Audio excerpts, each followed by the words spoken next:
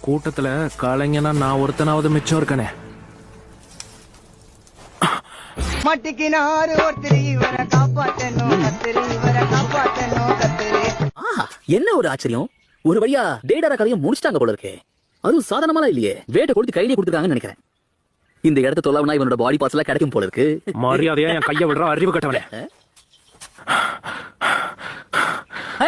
நீ இன்னும் சாவலியா?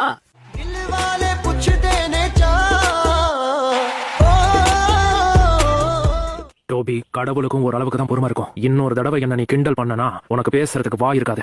அதன பூ பந்து நினைச்சியா? வெடி அவனா கையில பிடிப்பானா? அவன் தான் உனக்கு எச்சரிக்கை கொடுத்தான்ல.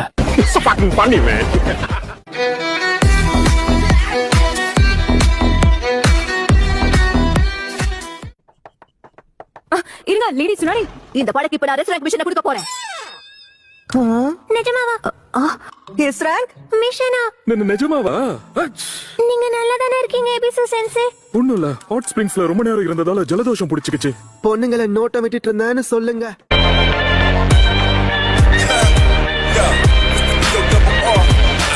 அவரோட பர்சனாலிட்டியை பொறுத்து தான் அவங்களுக்கு மோஸ்ட்லி நிக்நேம் வைப்பாங்க. இப்போ நருட்டோவே உதாரணமா எடுத்துக்கோயேன். அவன முட்டாள், வடிகட்டின முட்டாள், ஆர்வேக்காடுன்னு எப்படி வேணாலும் கூப்பிடலாம். எப்போதும் நிறுத்து, இதுக்கு மேல டேமேஜ் பண்ணா பாடி தாங்காது. அப்படியா? பர்சனாலிட்டி பொறுத்து தானா? சாய், ஏன் இப்படி கீழே மேலே என்ன பாத்துட்டு இருக்க? உன் அட்வைஸ்க்கு தேங்க்ஸ். உனக்கு ஒரு செல்ல பேரை யோசிச்சு வச்சுட்டேன், அழுக்கு மூட்டை.